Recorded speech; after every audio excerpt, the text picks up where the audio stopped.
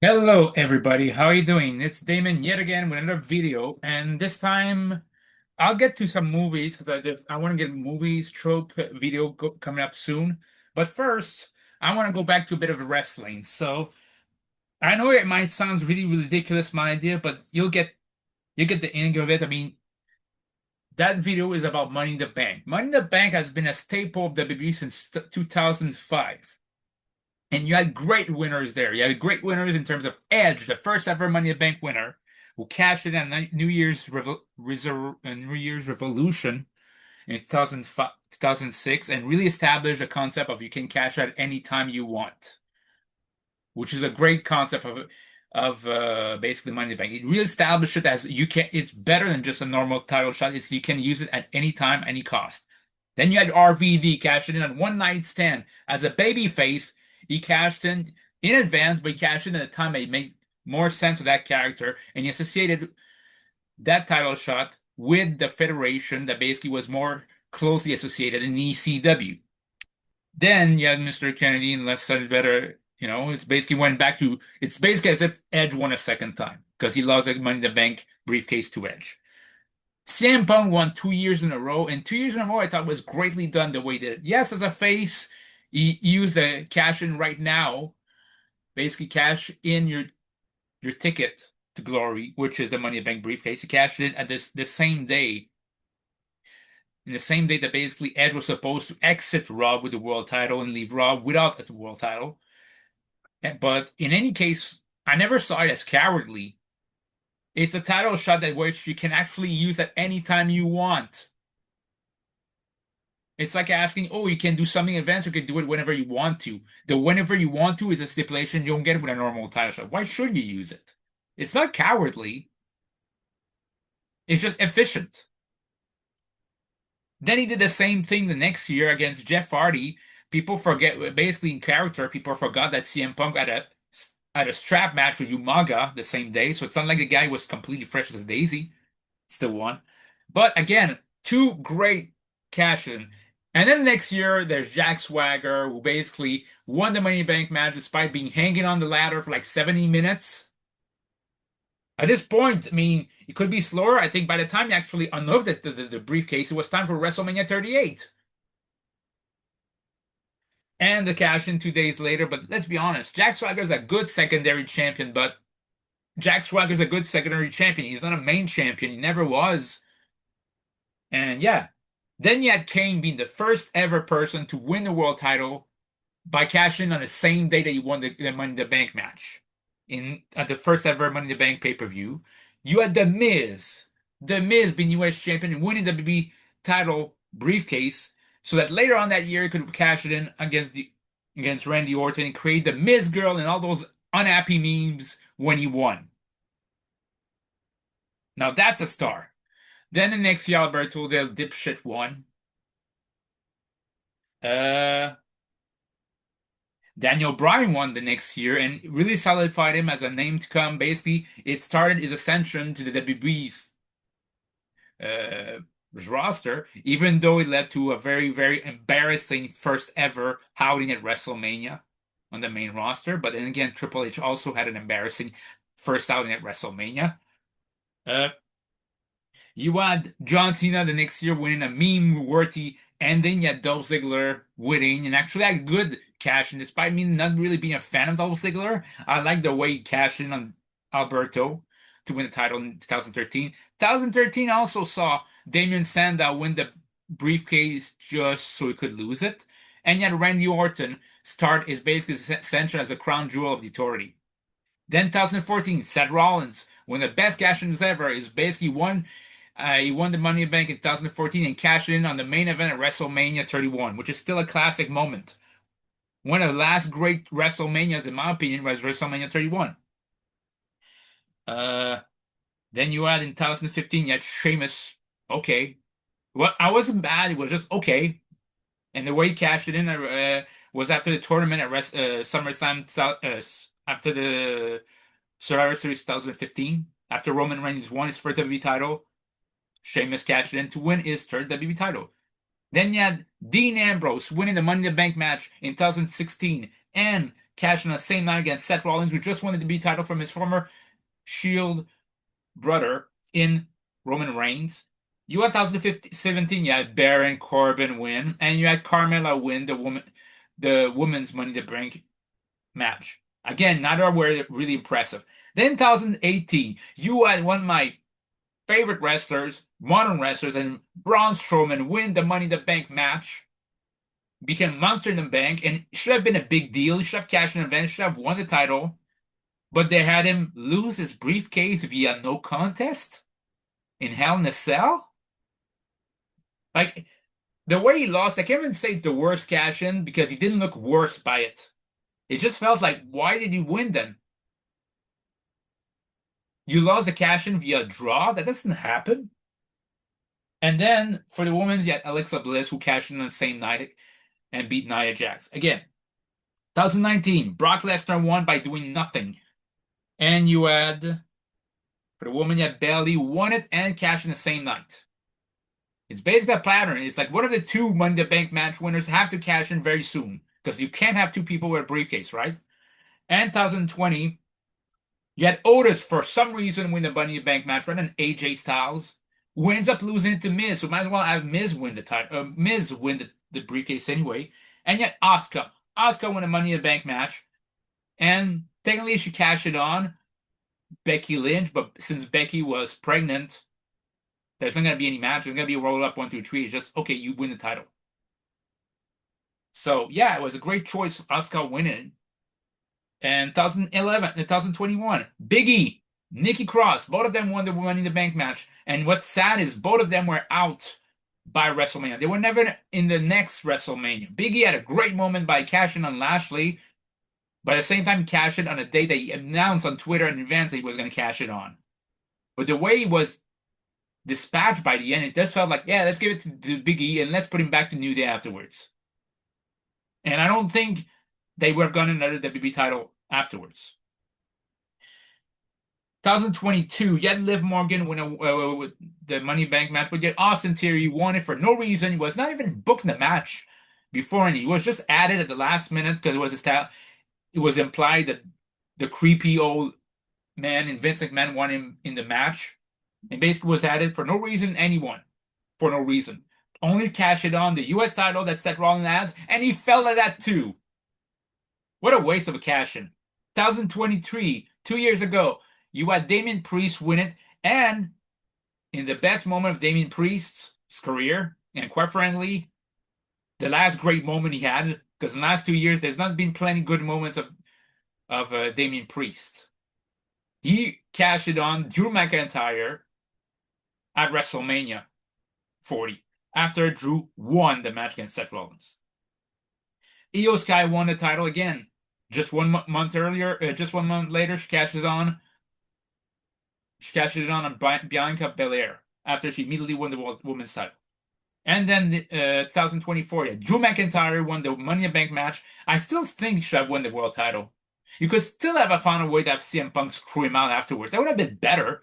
I mean, especially the nothing reign of Damian Priest. And you also had Tiffany Stratton win the Money in the Bank match, which is good. But this year, both winners, Seth Rollins and Naomi, both won Money in the Bank, and both of them cashed it on to win the world title at the end of a pay-per-view. And I'm not against the delivery. I'm just surprised that both of them cashed it on at the end of a pay-per-view, or in the case of Seth Rollins, at the end of night 1 of SummerSlam. But one way or another, it's the end of the first night of the pay-per-view. The end of a main event, the pay-per-view ends with a new champion being crowned, a champion that was not in the equation, not part of the match. And both of them, several months later, are injured and are not going to be in action for at least, in the case of Rollins, 6 months, for the case of Naomi, until at least 2027. So it's kind of sad there. But now that was my, what you could call a brief recap of Money in the Bank. I'm not going to fantasy book about what happened, those winners. I'm going to fantasy book as if what happened if Money in the Bank happened since the first WrestleMania. Now, I'll give myself an out. It's not gonna be a WrestleMania match. I'm not gonna basically book it to be at WrestleMania, but it could have been booked at Saturday Night Main Event. Why? Why not? It would create some bit of interest there, because yeah, they were long title reigns, but sometimes I'm thinking, imagine if there was more shows on TV. What would it do with the Money in the Bank match? Imagine at the Rock and Wrestling era, lots of interest were on lots of eyes were on the TV, were staring at the TV. Imagine if you had a little bit more of interest, knowing that somebody could cash in on champion and win. Again, I'm not going to book that match. I'm not going to tell you who will be in a part of the match, but I'll tell you who, in my opinion, should have won if there was one from 1985 to 2004. 1985, after first WrestleMania, Brutus the Barber Beefcake would win the 1985 Money in the Bank match. I figure he was starting, basically, he was starting as a single star, and what better way to give a bit of credibility to a newcomer than give him the Money in the Bank match? Now, he would cash in on Hulk Hogan, but he would not win. I would make sure he would not win the world title. He would basically have a close match. He would hit Sleeper, would cash in on Sleeper, but Hogan would still do the three punches, the U, the leg drop, the three punches, the finger point, three punches, the big boot, the leg drop, 1, 2, 3. It still happens. But the purpose of that loss would be simply for it would help Brutus have a crisis of confidence. And that would happen simultaneously with Greg Valentine losing the Intercontinental title to Tito Santana. And that would be an impetus for both of them to pull their effort and form the Dream Team. Both of them came from basically loss of titles. Not just one, both of them. And they regroup. And they, as a part of the Dream Team, they win the World Tag titles. And that restores their confidence. That'd be the first one. So I know it starts with the first one losing it, but still, you get my drift. 1986. Oh, and by the way, I only book winners are decided by people who are attending the WrestleMania card. If your wrestler was not on that year's WrestleMania card, it doesn't count. So, 1986, adorable Adrian Adonis would win it. And again, another person with sleeper hold as a finisher. And he would cash in on Hogan. The difference is, he would make sure to have the Hart family try to interfere, to try to give an advantage to Hulk Hogan, basically the Hart Foundation, or try to interfere. Who else is part of the Hart family at that point? There was Hart Foundation, I think somebody else, Dangerous Danny Davis.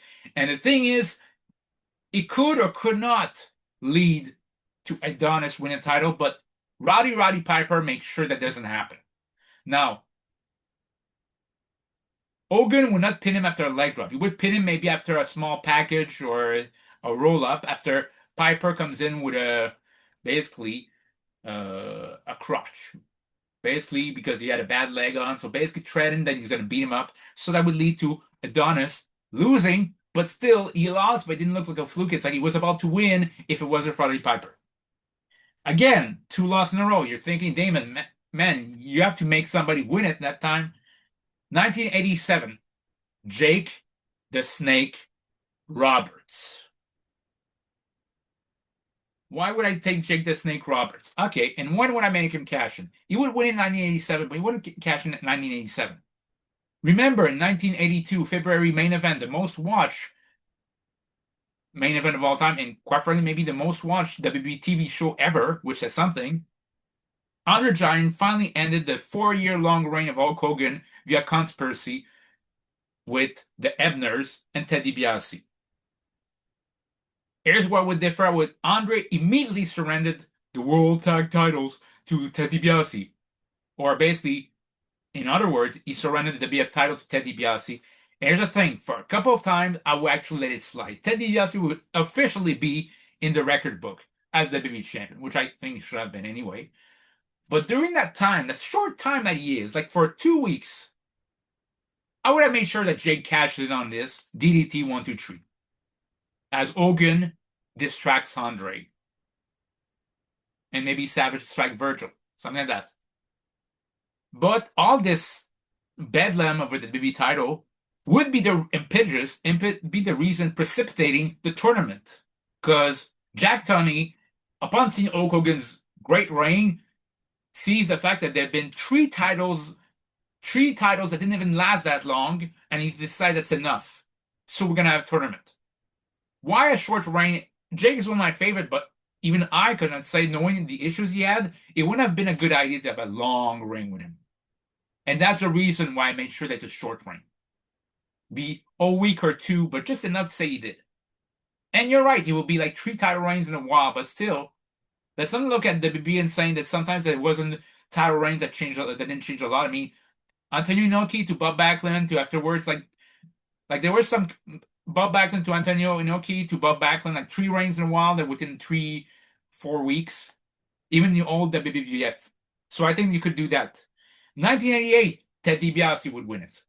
Frustrated over his the results in the tournament finals at WrestleMania 4, I would have him win I would have win the briefcase. Would he win the title though? This I'm not that sure. Because I want Savage to have a great reign. And that's it. Like, I want him to have a great reign. I'm actually not sure. I might actually be Ted DiBiase cashes in on title. But since the character is supposed to be cowardly, he might actually cash it in to basically create the $1 million title. He actually would sell that briefcase for this $1 million title. That would be established. You could do that, but okay, but that would speak the vanity of Ted DiBiase. Like, he prefer having his own title than win the WWE title, because why? Because he can always have the $1 million title, whether it's a good day or a bad day, nobody can take it away from him. The WWE title is not his. Even he would realize they could lose that at any time. So yeah, like a blanket, like basically a blanket of security. That's how I would see it. 1989. Who would win it? The Macho King, Randy Savage. He'd be the second one, or the third one in this case, that would happen to win the title off of it. How would I do it? Easy. I would have him cash in and be the only one to do it at the Royal Rumble. 1990 Royal Rumble. Why? Hulk Hogan and Ultimate Warrior, bear with me, basically are facing off. They're fighting everybody. Basically, they're the only real two-face, along with Hercules, in the Royal Rumble left. In my opinion, is you have Hogan, Warrior take care of basically everybody else. They down Rick Rude, they down Mr. Perfect. They don't eliminate him. Maybe they eliminate the Barbarian, I don't know. But by accident, Hogan does basically his axe bomber to Ultimate Warrior. Ultimate Warrior does a full flying clothesline, and that's when Savage comes in, pounds on Hogan, does after being eliminated from the same Rumble, he hits the flying elbow drop 1, 2, 3. Why? Because I want a triple threat match between Hulk Hogan, Ultimate Warrior, and Macho Man Randy Savage. You don't think that just sounds crazy? That doesn't sound like basically, oh my God, I need to see this WrestleMania now? Because I think so. And everybody has a reason to. Hogan's a former champion. He's been screwed at this.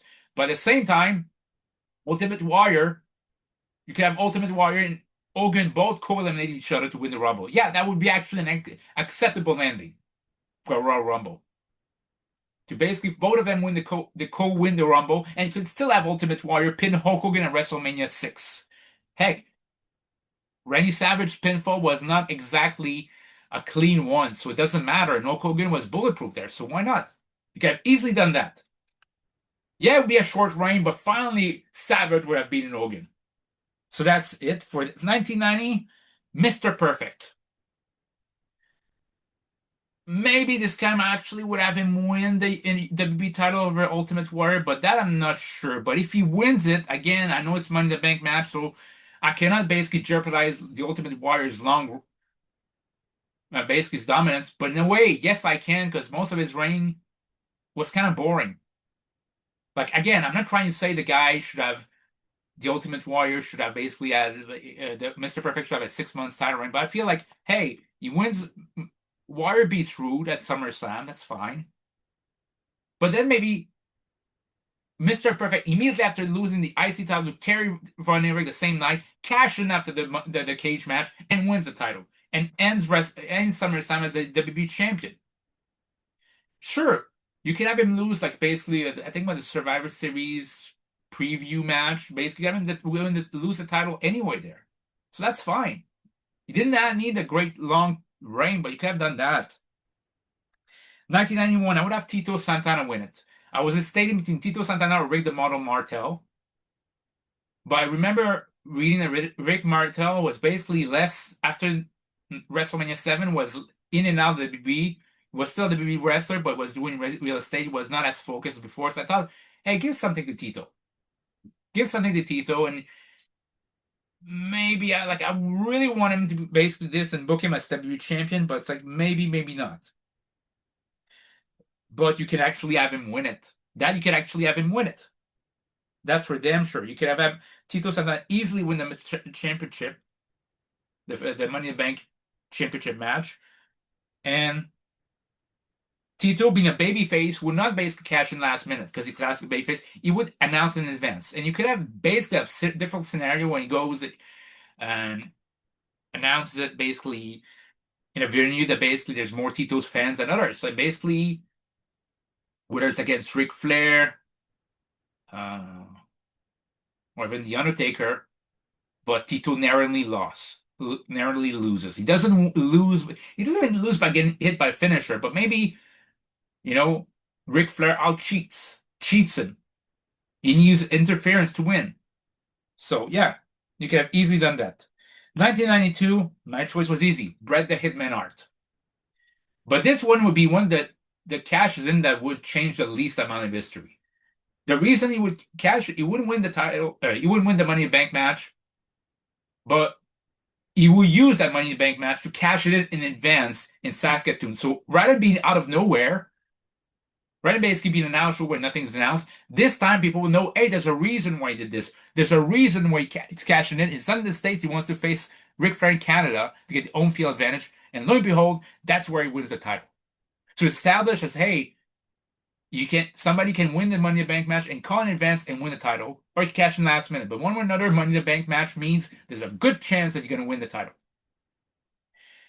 993, similarly, Lex Luger. But here's the thing that's different. You would win it as being the narcissist, Lex Luger. Be like around April or May. He's still being King of the Ring. But after King of the Ring, after that draw, he realized that he lost his confidence because he didn't win against Tatanka. He didn't beat him. And he keeps mentioning that he's a proud American. And then he sees, like in the back, the video of Yokozuna insulting American. And after a while, at first he's still a heel, but it's like he's disapproving what he hears. He's shaking his head and he leaves, which leads to the U.S. Intrepid Body Slam, which leads to Lex Luger cashing in advance and say, you get 6 weeks to prepare. I'm cashing at SummerSlam 993. I'm cashing for the WWE title. And he wins the WWE title. Lex Luger was one of the most underrated talent in wrestling history. And I'm surprised that WWE never gave him a title run. Like, you can say what you want. Bruce Prichard can say whatever he wants to, whatever lies he wants to. You couldn't have figured out how to give him a 2-month title reign? Like, I get it. You couldn't give it at WrestleMania. I get it. Looking back, Bret should have won. But don't tell me you couldn't have done it from August to October, during those dead months. You can have easily give it to Luger. And if it doesn't happen, it doesn't happen afterwards. But you can easily done it as one. To me, there's no excuse. Now, I need the next one to fella cash in, and that's 994. Sorry, the late, great Bam Bam Bigelow. He would win and be short after basically dispatching of Doink the Clown. He would win the briefcase, and he tried cashing on Diesel. But I'd have basically Bam Bam Bigelow trying to cash it in after losing to LT to basically say, hey, I don't need to worry about LT. I got my briefcase, and basically he tries to cash it in, and maybe goes to win, except Tatanka trips somebody by mistake, supposedly by mistake, and leads to Diesel winning. Diesel then is turning heel. Doesn't even know there was a trip. And it leads to Tatanka assaulting Bam Bam Bigelow, which is revealed that Tatanka and the corporation as revenge for Bam Bam losing to LT, cost Bam Bam their briefcase. So it protects Bam Bam. It creates a new feud there. It doesn't look like a loser. It just looks like a guy who would have won the title if it wasn't for Corporation. And Diesel, I didn't think was a good time to lose that title yet. So yeah. 1995, the British Bulldog. The British Bulldog, he'd cash in the same year that Bam Bam would cash in on 1995. And again, that'd be a nothing happening cash in because I think I would have him. I would have him basically cash it in on somebody, cashing on Diesel, cashing after a match. But imagine Bret Hart, somebody like interfering and costing Bulldog the match. Basically, Bulldog will win by DQ, but his Money in the Bank title shot is over. It is basically discontinued. And Diesel will actually be angry at Bret because it's like, I had things under control. And that would lead to Survivor Series 1995. And afterwards, Bulldog had his title match at the December season's beginning, December 1995. 1996, Goldust. Goldust, I felt I could have used a title shot and could have been a title shot, could have cashed it in against Shawn Michaels in a ladder match against Shawn with it, kept the title. I know it's 3 years in a row when the Money in the Bank match winner doesn't win the title, but that's okay. It doesn't need to happen every time. But 1997, the winner will cash it in and will win it as he should have done in real life, and that's Owen Hart. Owen Hart will win it in 1997, being both Intercontinental Champion, Tag Champion, Money in the Bank winner, and dedicate all to what used to be his lousy brother Bret to now his loving brother Bret. And I would have him not cash it on. Like the old times in our foundation, he's just bragging about it, but he's not touching it. What precipitates him to do so is the whole screws up in Montreal and all the basically everything that happened with DX and the Hart Foundation. The moment Owen comes back, he's there not just for a title, he's there for blood. He's there for vengeance because he says this briefcase doesn't just represent, it's not just a tool to get the W title that I want, that the only title that I haven't gotten, but it represents basically a right for vengeance, a right for redemption, a right to rewrite history. And that's where he still has basically a title shot, basically Owen Hart against Shawn Michaels, a non-title match on Raw. It's a non-title match. And you can have, again, Shawn lose by DQ, but Owen decides, I'm going to cash it in at the Royal Rumble in 1998, and it's going to be a steel cage match. Again, Shawn doesn't have to be pinned, but Shawn loses that match. And Owen's the new WWE champion. Austin wins the Rumble, and you kind of hint that's going to be Stone Cold versus Owen in the main event of WrestleMania until the Raw immediately before No Way Out. As I mentioned, in the What If Owen Hart won the W title in 98? Yeah. And you have DX, the Outlaws, Chyna's, Los Boricuas all interfere to make sure that Shawn regains the title, and Shawn doesn't lift a finger. Since he had that real life injury, maybe he doesn't have it, but even if he doesn't, it's more of an heel way that he does nothing to keep the title. He didn't deserve it. It's everybody else that helped him get it. And Owen, basically Triple H does basically the fatal blow, and Shawn wins the title over Owen. And that's how you set up Owen and Triple H for Owen to win the European title at WrestleMania 14, Austin to win the B title over Shawn Michaels at WrestleMania 14 to end the old DX. You could have easily done that.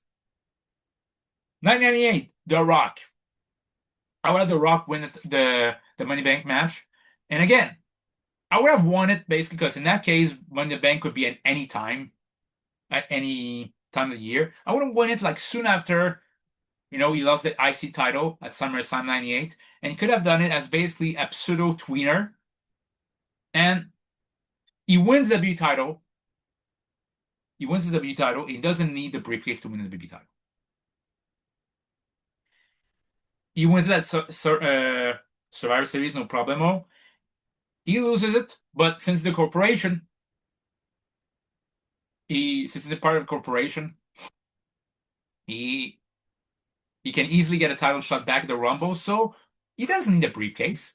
Since Mabel was there to assault Mankind on the same on E before the Rumble. He didn't need to cash in a briefcase. He had a title shot right away. Why should he? And he wins the same way at Royal Rumble 1999. Where I draw the line is, I remember St. Valentine's Day's Massacre.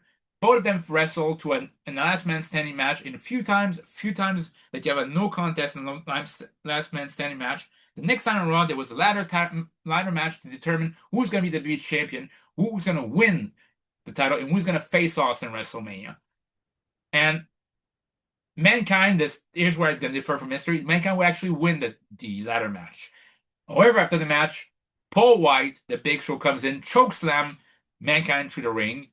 This is when The Rock cashes in and wins the title for a third time, which opened the door, since he won the match for Mankind, to a triple threat Austin, Rock, Mankind. So yeah, could have easily done that. 999, Triple H. I don't like Triple H. I don't like it as a wrestler. I always felt like it was shoved down everyone's throat every day, every time, at every opportunity. Despite what WWE says, or he had to eat crap and like the taste of it in 996. I felt like, yeah, for somebody who's buried, he's not buried that much. I mean, who else gets buried and win the IC title like the same year? That's not really a burial. That's not Zack Ryder being buried. That's just, hey, I'm mad at you. You're gonna basically clean your room from now on. And it just felt like you were mad at a kid. Like a parent being mad at a kid. Not the company doesn't care about you. Anyway, but he was always shoved down everyone's throat. And even I thought, hey, it was his time 999. But here's where I differ. Mankind still wins the WWE title match. Austin is the one getting pinned. Austin is out of the ring. Jesse Ventura still raised the hand of the guy who won the main event, the official main event. Here's that word, official main event. And when Jesse Ventura and Austin, Steve Austin was injured at the time, so he could basically walks the back. But when nobody's around, Shane arrives, and as Mankind celebrates a victory, Triple H assaults him with a steel chair. Not his head, but basically in the back, several times. He does basically what Austin did to Rock at WrestleMania 17, and that's when he cashes in the title. Cashes in and wins the title. And why I think it would be brilliant is like somebody who just lost the match cashes in to basically get another try, another life, like a continue, and he wasn't there. That he would have gone, it would be even more than basically what he just did the night after Raw. Like in real life. I thought it would have been better. 2000 had Chris Benoit win it, and immediately, because it's Chris Benoit, he loses it. Screw him. 2001, and I might just say he would lost Chris Benoit, but I've tried to cash it on Kurt Angle at No Mercy 2000 after Kurt Angle wins the title. He immediately gets a Angle Slam 1, 2, 3. Again, screw him. 2001, Chris Jericho. He wins the Money in the Bank match. And this time, this Money in the Bank would happen before SummerSlam 2001. And I would have added to. This is the one time, another thing I'm not really that sure which I would do.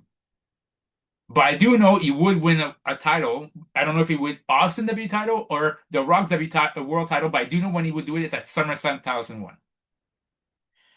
I could easily see a scenario where Kurt Angle, Austin gets himself disqualified, Angle snaps, and Jericho cashes in and win the WWE title off Austin. But I could also see Jericho cashes in on The Rock. I could see both ways, but one or another, it starts its heel turn there. So that would have been this.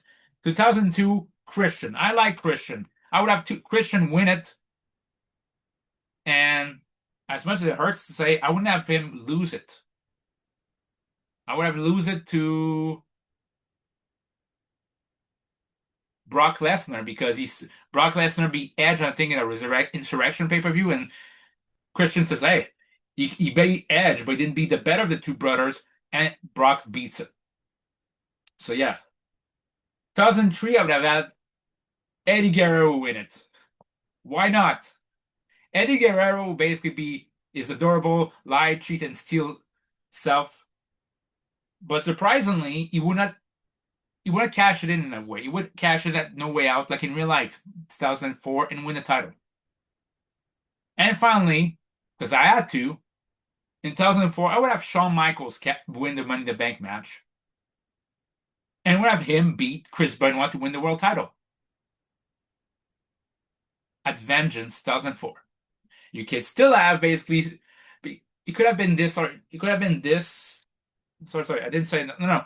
Sorry, I would still have Benoit have his title reign. He gets ended by Randy Orton anyway. I would have Shawn Michaels beat Triple H after his needless world title victory in September over Randy Orton.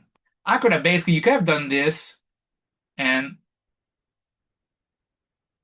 have that kind of map. Basically, Shawn gets a reign, and afterwards, you can still have pretend to have basically a draw between the two and the title being vacant. But I felt like Shawn could have gotten another world title. Just saying. I want Shawn to have another world title. So there you go. Recap: 995, Brutus Beefcake loses. 995, 1986, Adrian Adonis loses due to Roddy Piper. 1987, Jake the Snake Roberts cashes in on Ted DiBiase, was a short-term WWE champion, and wins the title. And again, because of the bedlam of the situation, the title basically is going to be vacated in the tournament. You got 1988, Ted DiBiase, who was the only winner of the Money in the Bank match, was actually cashed in to create a new title, which is the Minnesota title. You got 1989, Macho King Randy Savage wins the WWE title over Hulk Hogan at the Royal Rumble 1990, while Hogan and Warrior are still in the Rumble match. You got 1990, Mr. Perfect, who cashed in on the Ultimate Warrior at SummerSlam in 1990 after Warrior defeated Rude in a steel cage match. 1991, Tito Santana. He wins the briefcase but does not win the title. 1992, Bret Hart wins the Money in the Bank match and cashes in on Ric Flair in Saskatoon to win the title, but he cashes it in advance. 1993, Lex Luger wins the Money in the Bank match as the narcissist, waits several months, and he turns face. He's actually one of the first person who actually, instead of basically turning heel after he wins the briefcase, actually turns face before cashing the briefcase and challenge and uses it to challenge Yokozuna and wins the B title for at least a 2-3 months reign. 1994, Bam Bam Bigelow wins the briefcase, cashed on Diesel soon after WrestleMania 11, and the Torp Corporation costs him that title shot. 1996, Goldust cashes in and loses. 1997, Owen Hart wins the Money in the Bank match, the most decorated Money in the Bank winner because he'd be the only one who wins the Money in the Bank match with 2 other titles. And again, he's a heel when he wins it. When he wins the briefcase, but he's a face when he cashes in, and he cashes in on Shawn Michaels at Royal Rumble 1998 in a steel cage match announced in advance to win the title. 1998, The Rock wins it and cashes it on the day after St. Valentine's Day Massacre to win his third WWE title.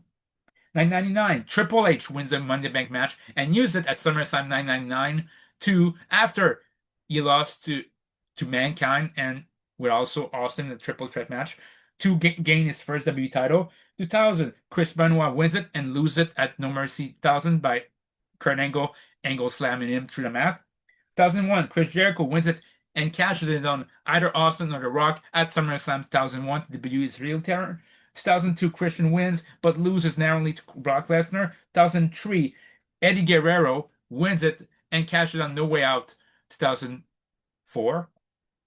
And finally, in 2004, Shawn Michaels wins the title, wins the Money in the Bank match, and cashes in on Triple H after September 2004 to win his second world title, which will make it his 5th world title total. So there you go. Those are my Money in the Bank match that would have happened if the Money in the Bank match existed from 1984 to 2004. Let me know what you think in the comments down below. Have a great day. Bye.